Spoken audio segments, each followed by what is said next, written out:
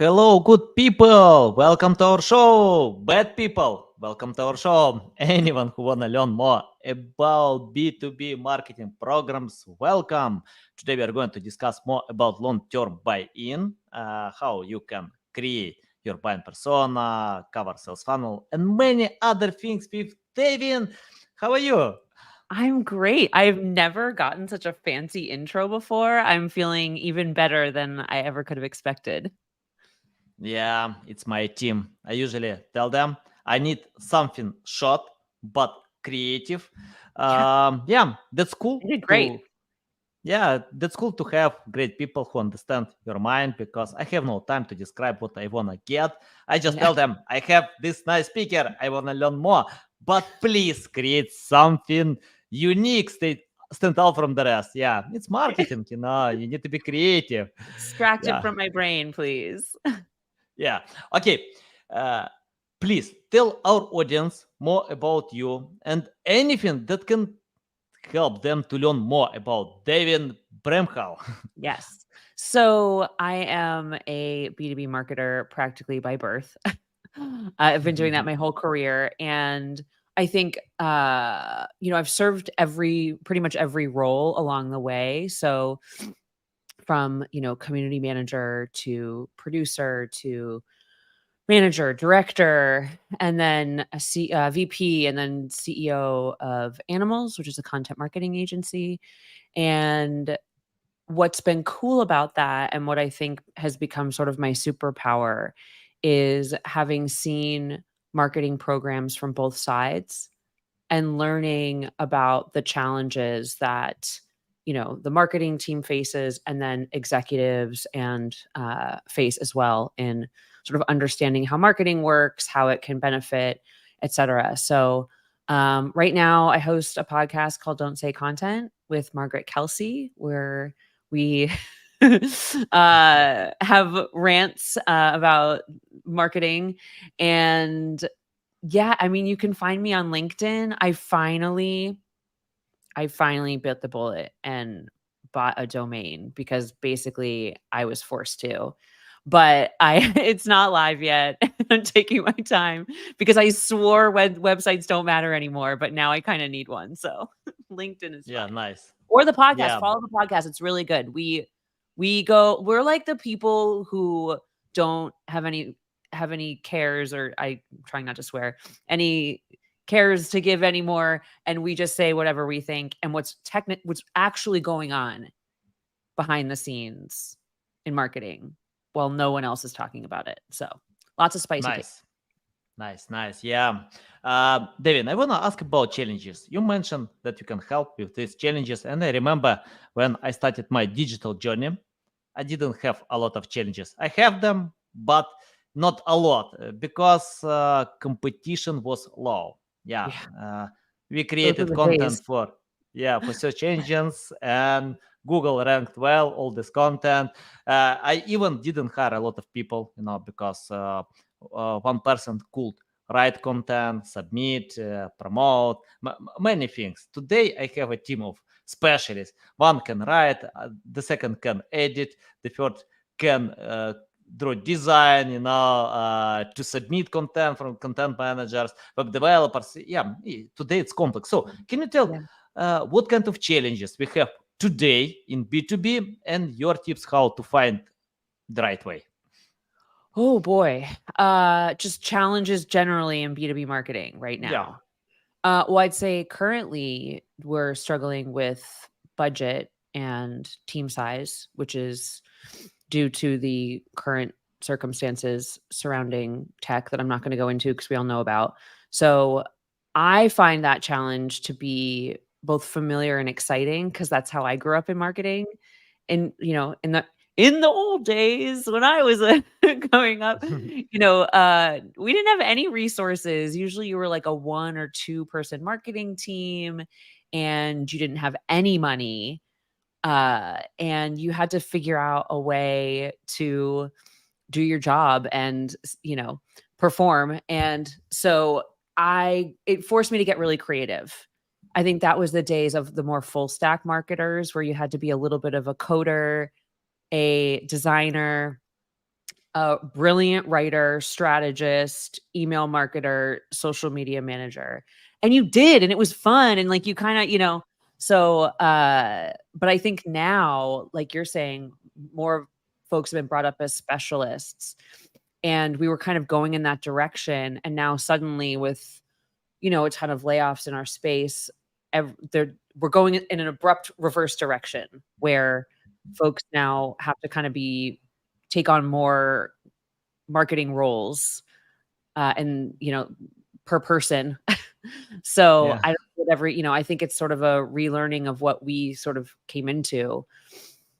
I would say the other challenge is the same old tactics aren't working the way they used to. And so the things that are like community building are harder to measure and therefore harder to get buy-in for, but ultimately are probably your best bet.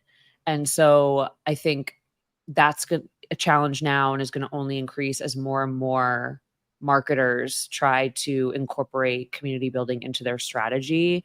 That includes, using micro influencers at the company, enthusiasts from the community, et cetera. So that's going to be an uphill battle. I'm not really sure how they're going to handle that. Yeah. Oddly, that is a strategy that is convenient for the right now because it doesn't cost a lot of money. It just takes more time investment. But that's going to be tough to prove to all the executives who've gotten used to measuring content marketing like performance marketing, which you shouldn't do anyway. So those are two of the biggest ones I would say right now.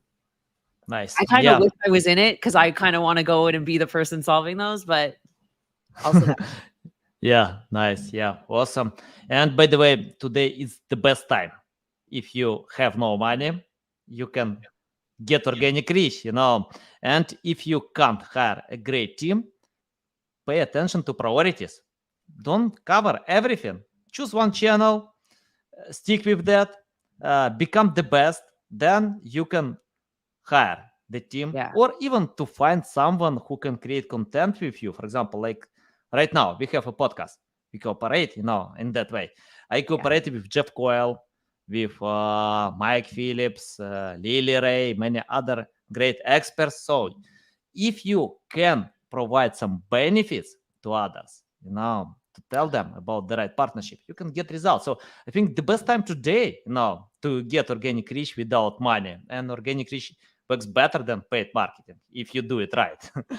Yeah, and there's so many more channels available. I think I've been talking a lot about a media first strategy, which is not the same as building a media company. I want to be clear on that. It's just using all of these media platforms to grow an audience around or grow community around the sort of space that your brand operates in. And because a lot of those are sort of new, especially the B2B space, not as many people are using them, there's a lot more opportunity there. But you brought up another challenge, which is definitely a big one, which is you spoke about picking one thing and then doing that to show results. But a lot of problems that I've seen at companies large and small is marketing teams that are treated more like mini agencies within the company, and they don't have as much ability to prioritize themselves because they get requests from multiple people and departments. And that's a tough one, especially when the company's larger, because it's harder to make that change if there's multiple departments saying, I need this, I need that. And you're like, I don't have the power. Like I'm not above you. Right. And I think that can hamper a lot of marketing teams' performance. And it's invisible, right? So it's like the Cinderella problem, right? It's like, well, when you finish sweeping the floors and, washing the windows, then you can get to the thing you really want to do. But that, of course, never happens. Yeah. I mentioned that I usually tell my team, please create promo for podcasts, and I don't limit them with some strict. Yeah, of course, I limit time because people are coming to learn something new on podcast. But I tell them, please do whatever you want. Just be creative, and creativity is very important. And Devin, I wanna share a short story about creativity. Lloyd Richards published a book 11 years ago, and he spent 14 years to write a single book. Yeah, for me, it's hard to imagine how to write a book for 14 years. It's more than a decade, but he did it. After publishing this book, he couldn't sell for a long time, for 11 years. Yeah. And yeah, he got some random sales, but he couldn't sell. To become bestseller. Then his daughter posted content on TikTok about this book from an account with 0 followers.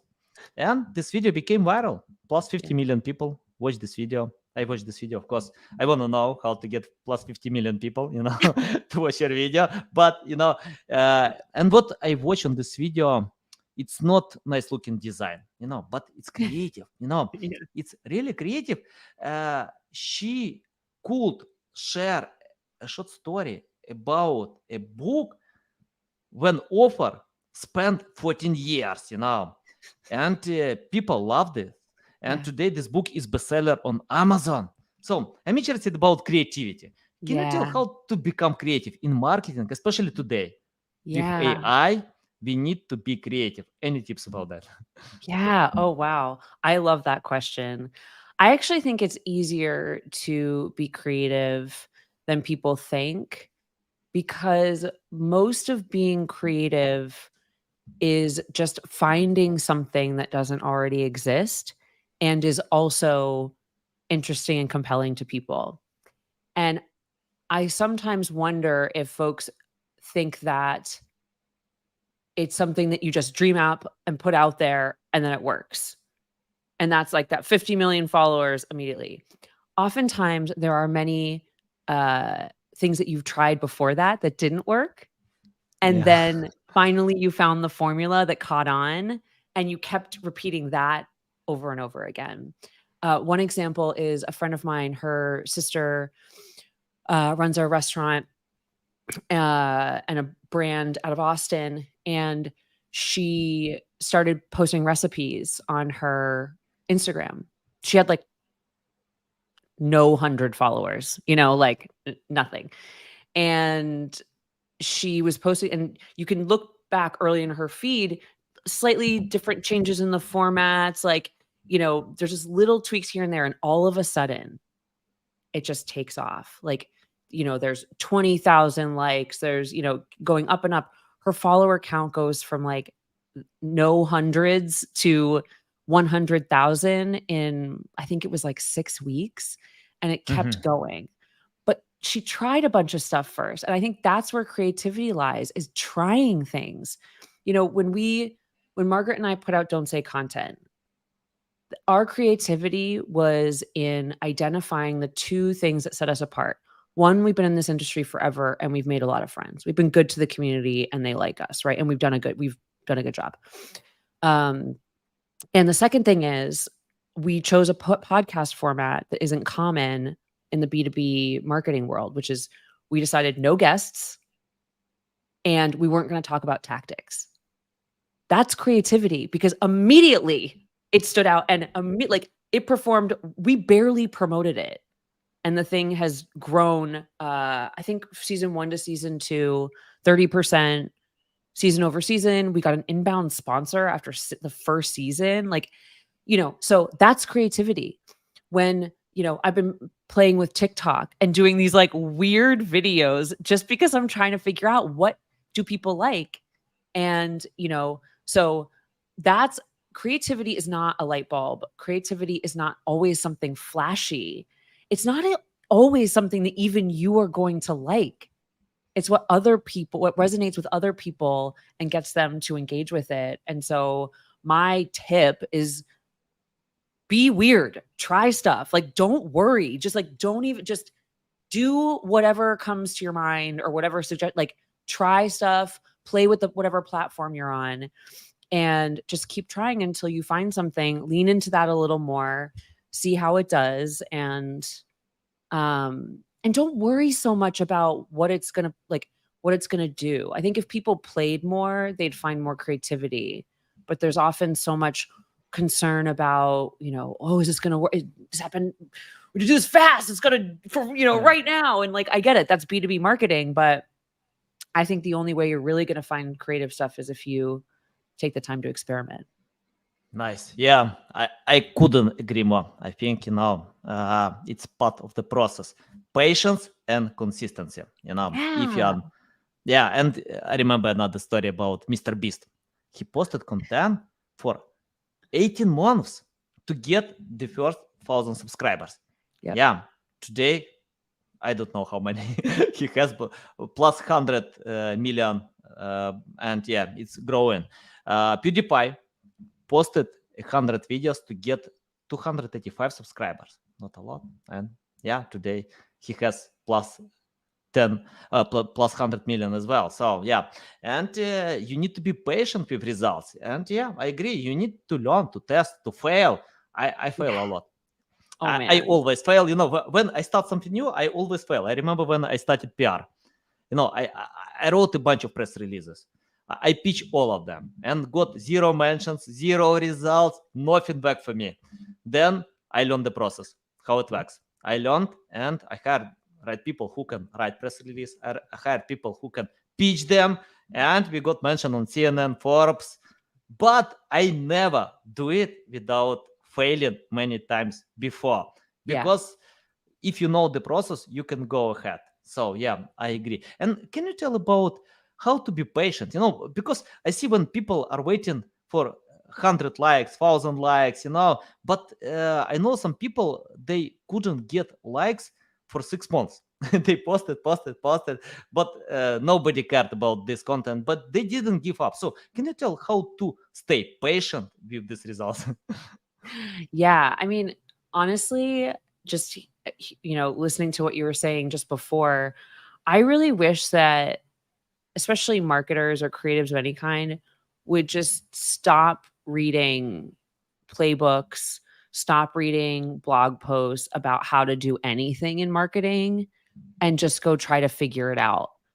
And I think they would be a lot more successful that way because they'd be leading from their own brains and not from like sort of conforming to what everyone else is doing for the sake of speed. I think you might get a few more likes doing that. But I don't know how to address the patience problem because I guess there's two different categories. I'm a solopreneur, so my patience is on me. And I find that if and I do obviously lose patience sometimes. I'm like, ah, but if I can take a step back and treat it, just remember that I'm playing, remember that I'm learning, remember that I'm experimenting, and focus on how I'm feeling about it. Am I having fun? What am I learning from it? Um, that helps a lot to just keep doing it. As someone at a company, unfortunately, you don't really extracting that patience from your boss and then your boss from your CEO is incredibly difficult because most companies don't understand still how marketing works. And I think, especially as I mentioned earlier, as we have more tools to measure marketing activities, there's this sort of expectation that, you put some in and you get, exponential out like performance marketing, but that's just not, even performance marketing doesn't work that way. But Yeah. at least at the start, you still have to like, tweak the controls. So that's a whole other thing that has to do with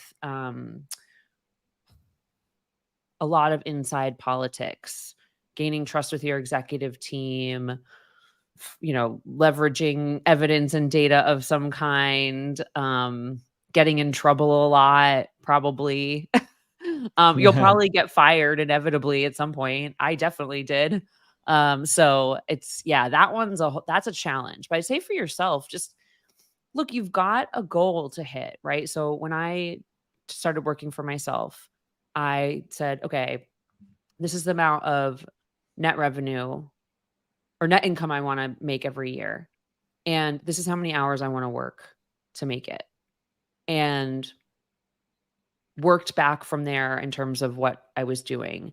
And I gave myself, you know, through until the end of 2024 um, to achieve it. And what I found was having that goal ahead of me gave me constraints that kept me moving forward, but also oddly gave me patience because I was like, I know I know what I'm working towards and I'm excited about it and I'm getting to do all this fun play stuff in the meantime. So I was so distracted by playing that, I wasn't even about patience. I just wanted to keep playing and doing. So Yeah. um I just feel like I think you highlighted two words: fun and excited. If you don't enjoy the process, you don't need to do it. And I see when people learn from best practices. For example, the best practice: you need to film short videos. If you don't like it, probably you're good with writing. Just write. Many great people can get results with writing, and don't force yourself to the format that you don't like. It's like watching TV. People can watch TV 6 hours a day. It's the same with creating content. You yeah. need to find the format that you like. Record podcasts, film videos, write short content, long content. Don't force to the best practices. Be Yeah. yourself and enjoy the process. I think, Yeah, yeah, because you, guess you what? At some point, everything you're doing right now didn't exist. Everything on those best practices didn't exist before because, that update to Instagram hadn't happened yet. And then before that, Instagram didn't exist, right? So at some point, whatever is like best practice now didn't exist until somebody tried it over and over and over, figured out something about the algorithm or just saw success. And then other people did it and it kept working. And probably there's a mix of algorithm adapting and back and forth, et cetera. But nothing exists or nothing has existed forever in content. So, like, yeah, wouldn't you like to be the one that finds the new thing or a new thing?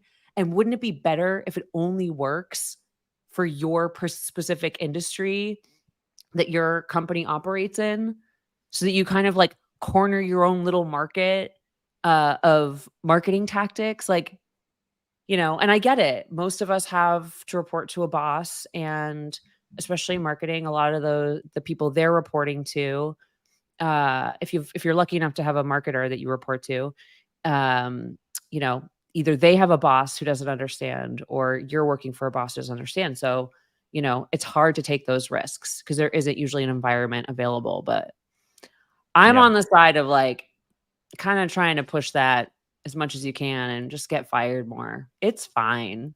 I was fired yeah. twice and I was CEO of a company. I made them like almost $12 million. So I think Nice. it's fine.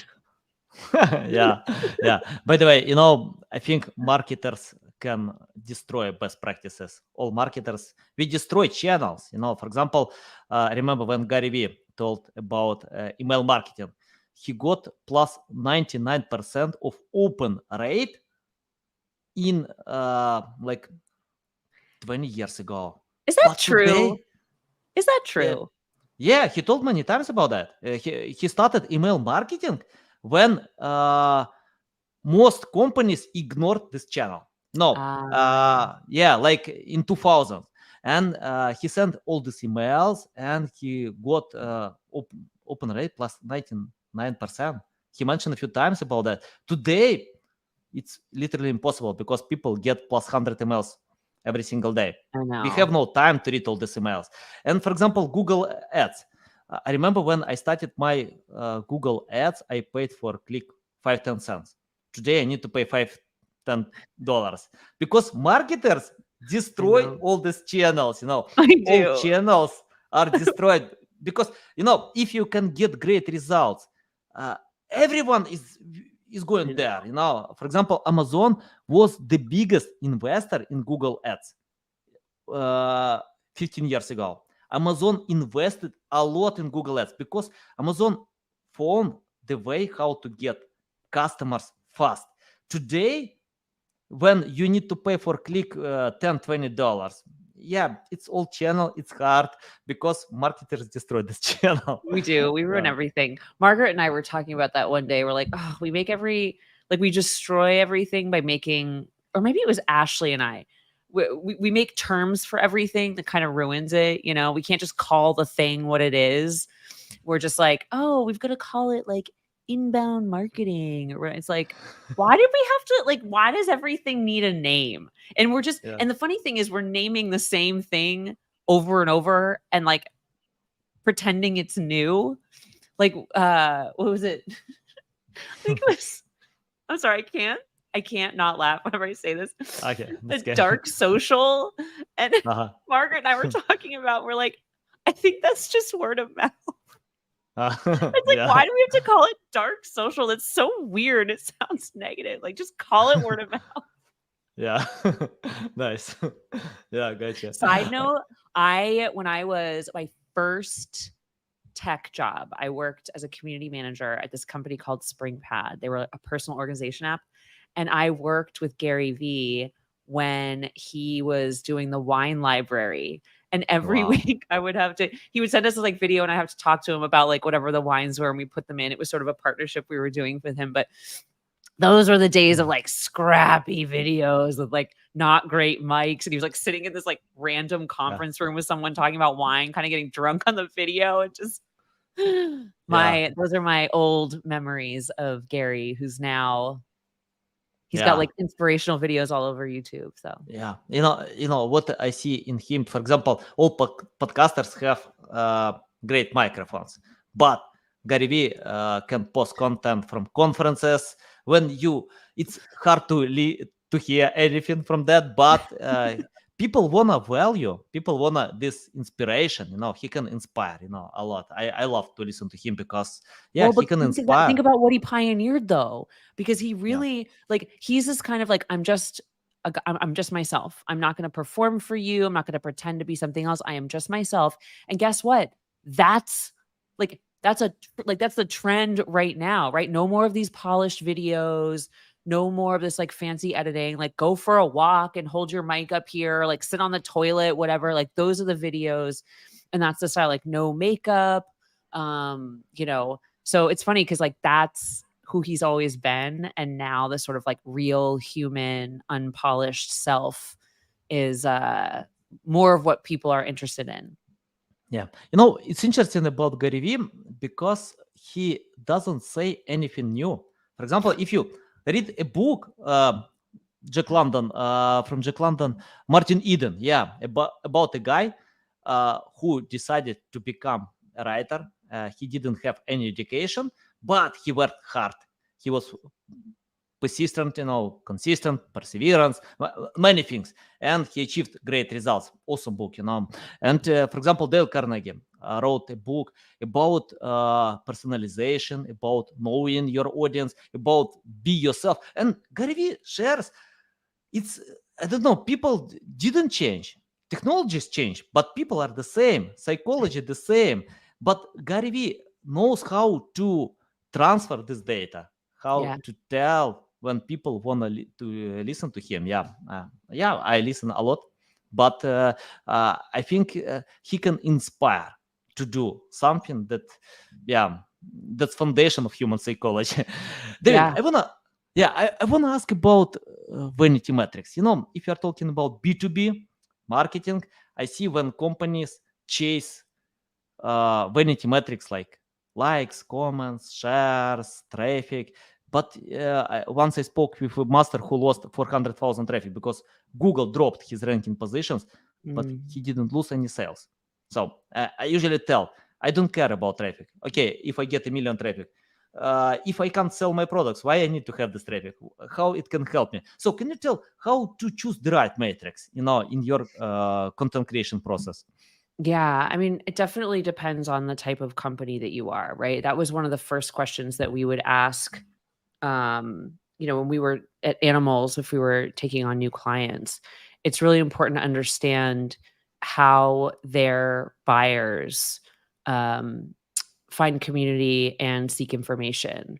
So let me just give you an example to illustrate because this will be way Yeah, easier.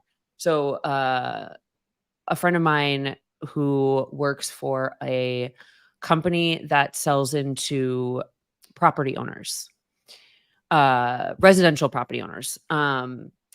They sell a software that helps them do that better, manage the whole rigmarole better. And he asked me about, he had some questions about marketing. So, he was giving me sort of the state of things and, what should I do? And I said, all right. I asked a lot of questions, but the most important one I asked was about who these property owners are, what their demographic is.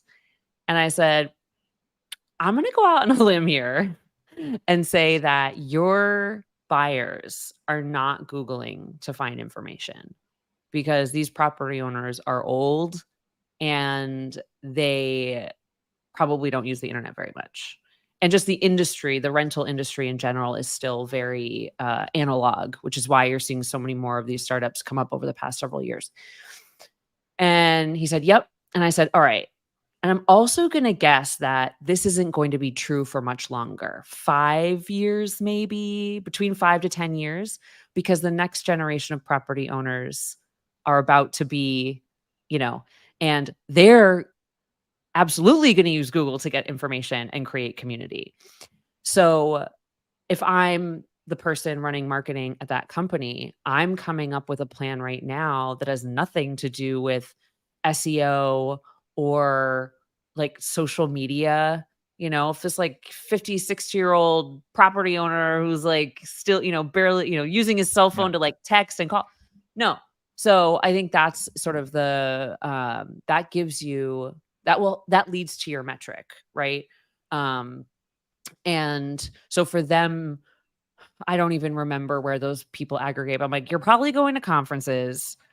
You're probably, trying to get people together, getting phone numbers and doing some more of an account-based marketing plan with them. Thus, your KPIs are going to be around, for each effort. Conferences is going to be, how many names you collect and then, how many leads you send into the sales team, et cetera. So, in general, though, thinking of like a B2B startup, which again is going to vary a lot, I think you need to break it up.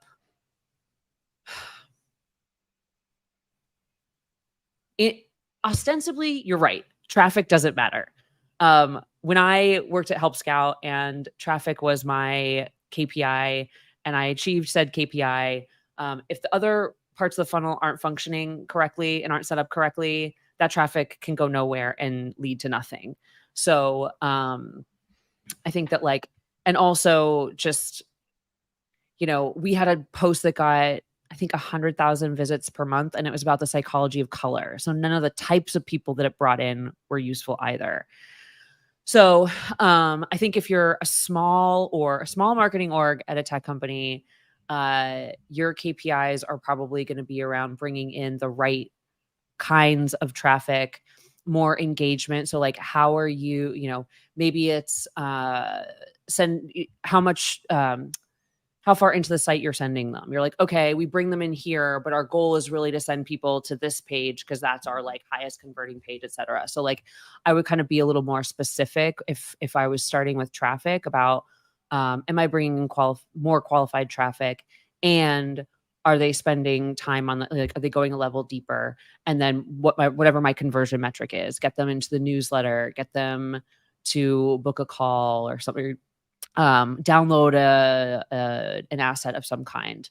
I think that's more useful, but for bigger teams, it actually does make sense there are instances where it makes sense for part of the marketing team to focus on traffic. And that's kind of more the Help Scout model where we had we had a top of funnel, mid funnel, and bottom of funnel team. And that worked, we worked together to sort of I don't even like using funnel anymore, but unfortunately that's what it was back then. So I don't know. I mean, I hate to give the it depends answer, but I would say traffic for traffic's sake, obviously don't do that. Engagement on platform, whether it's a social media platform or elsewhere, I understand that doesn't necessarily lead directly to sales, but marketing's job isn't to go from zero to sale. And therefore, sometimes engagement on platform is an important metric. And traffic and bringing people to your site and getting them into your newsletter, that is important.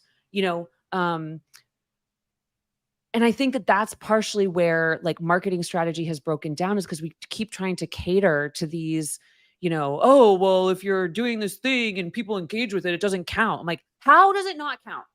If you are trying to build a brand, why would people engaging with your brand not count?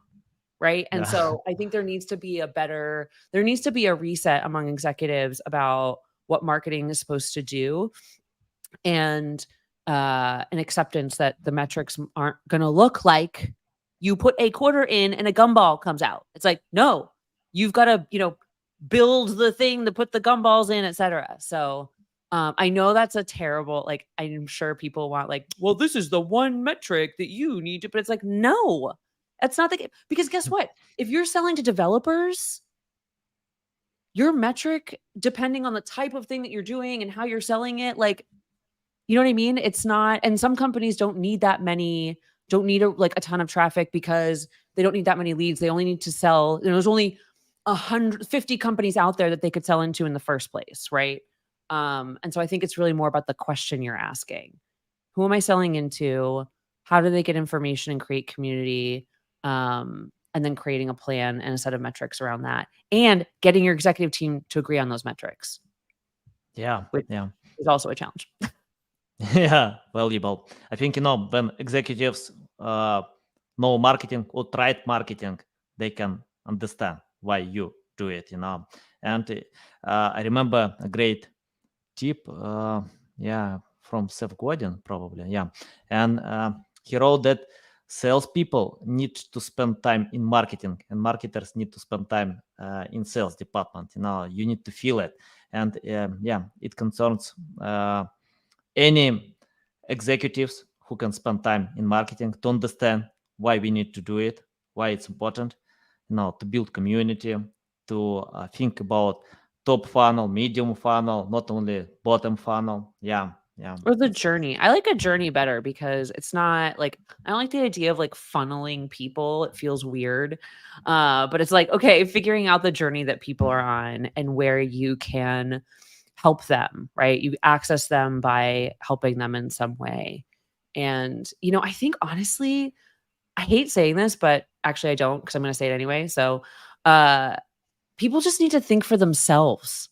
Like, think for yourself. Use your own independent brain on your own independent problem.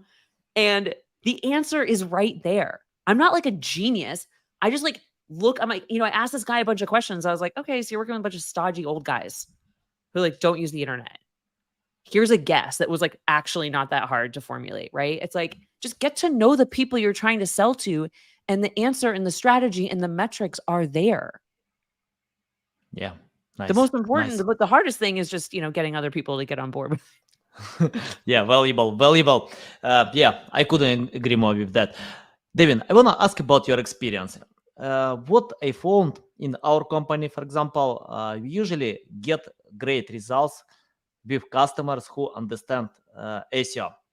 And for example, if they understand why we need to create high quality content, what kind of content to create, why we need to think more about traffic value than getting more traffic, many things. We speak one language. And but if they don't understand, I tell them, take my course, learn from Lily Ray, Jeff Coyle, Chelsea Alvis, Mike Phillips. Go to Google, YouTube, just learn. Get the basic how it works. I think it's the same like if people want to lose weight, you can hire the best expert, the best specialist ever. But if you don't know why you need to drink water, a lot of water, to train time to time, to Don't eat many as many things. calories as you burn. Yeah. You know about that. So yeah, I think you need to do something before hire anyone. And let's imagine you started today from scratch without any experience, knowledge, skills. You didn't cooperate with Gary Vee. You didn't do anything in marketing. It's your first day. So what will you do today to start learning about B2B marketing from scratch? I probably Google it. Like if I'm at net zero, if I'm at zero, I don't have a marketing job, I want to Yeah. get into marketing for the first time, I'd probably Google it. I'd read a bunch of shitty content that comes up, start to, I mean, that's literally what I did while I was doing my job. This is why it makes me laugh so hard when people get all bent out of shape now. They're like, oh, I had to like try hard, or like, I can't, you didn't tell me how to do my job first. I'm like, my kings and queens and whoever, like, none of us did. I Yeah. remember. So at SpringPad, I started off community manager. It was customer support. And I wanted to get into content marketing. And we already had a content marketer on the team, small company, hard to move up.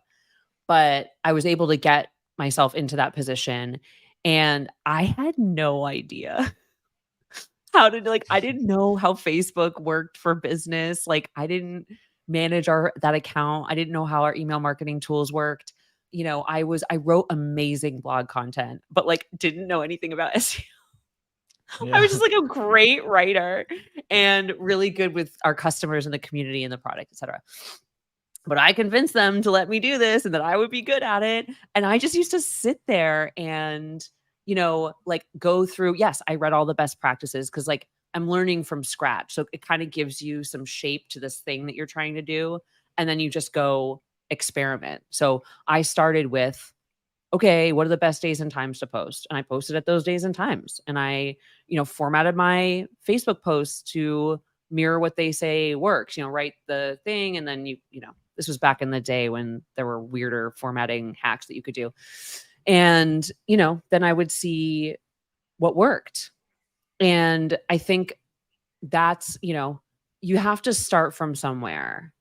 And so even if it's not the best, Googling it, getting some awareness. I know a lot of people have done like the HubSpot certification, and there's many more now that is great. And those seem like a great idea too. I generally don't have the patience.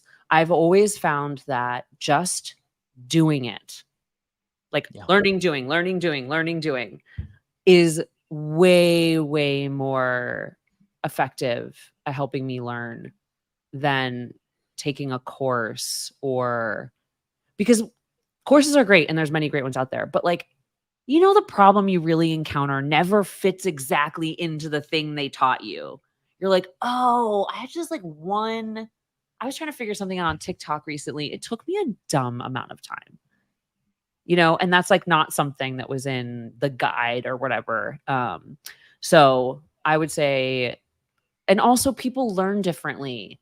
So some people love reading business books, for example. I can't stand it. The number of people who quote the same guys to me over and over again who didn't have an original thought is, I learn more from my peers and by doing things. So, I think if I'm somebody else, I'm Googling, I'm either watching videos, listening, reading books.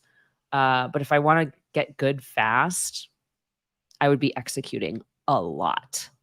And Yeah. execute on yourself. Why not? How fun is that? Who cares? Worst that can happen, nobody pays attention. Best thing that happens, you surprise, create a brand around yourself while you're trying to learn this thing. And guess what? That's going to help you get a job. If you could show someone that you were fucking around and grew an audience somewhere, they're gonna be like, wow, that's amazing. Can we hire you to do the same thing for us? So Nice. Awesome. I love it. I love it. Devin, I'm going to cut this small episode how you shared about that, because I couldn't agree more. 100%.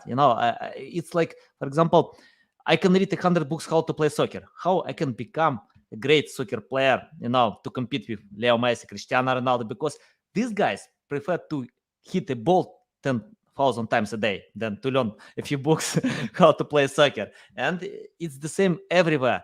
I agree. You need to find your loving format. You can listen audio podcasts, you can read books, you can learn, like Gary Vee. He reads comments on social media. He doesn't read books. He mentioned about that, but he reads a lot of comments. He found the way how to learn about human being. And I read fiction. I yeah, read fiction, and that is given me some of my best ideas as a leader, as a marketer. It's helped me understand people better, strategy, especially like fantasy ones that are about like war and strategy and all that. So I'm like, oh, and leadership, it's like, wow, that I picked up a few yeah, things while enjoying myself reading a book. Oh, wait, nice. there's one thing I forgot on that learning question. Copy. In the beginning, it's totally fine.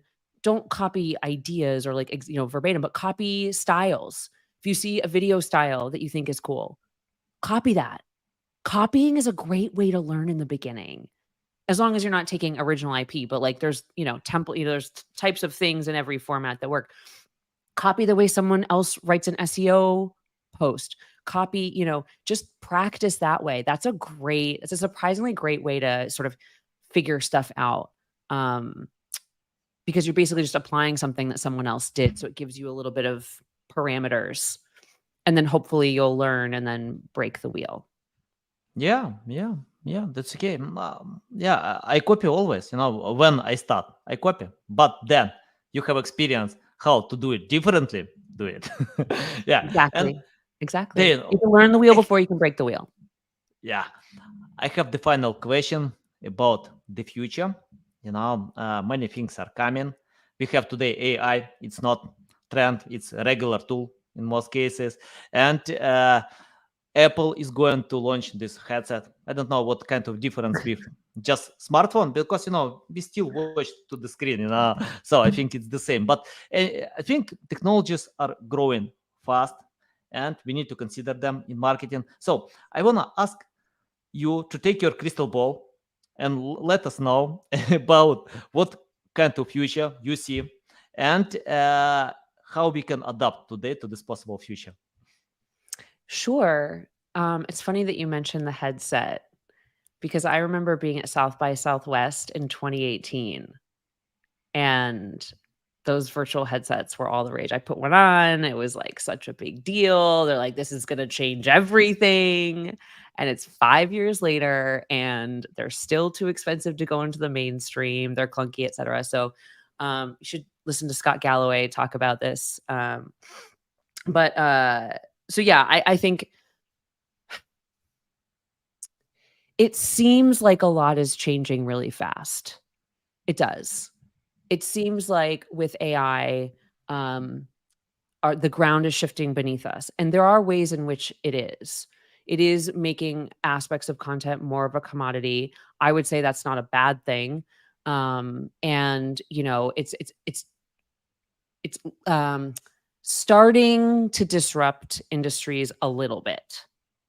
I would say if we were to all zoom away from the hype and all the people on LinkedIn talking about it ad nauseum and the media reporting on it, we'd find that day to day, overall, the impact is still quite small, and it's going to take some time to shake out.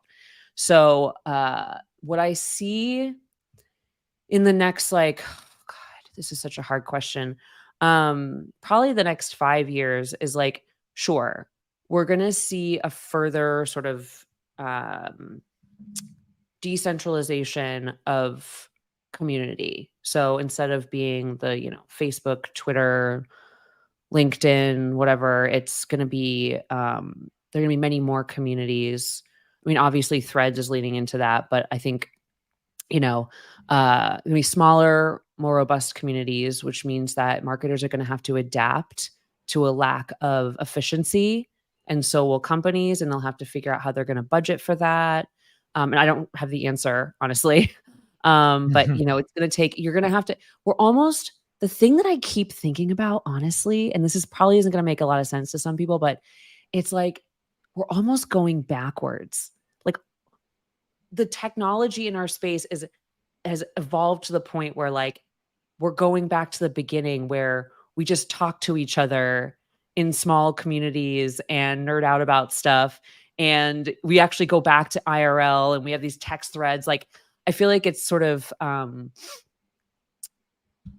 it's evolving backwards in a good way, because all the stuff that made bots work, and, made all these people who would just post the same thing on every platform, that doesn't work anymore.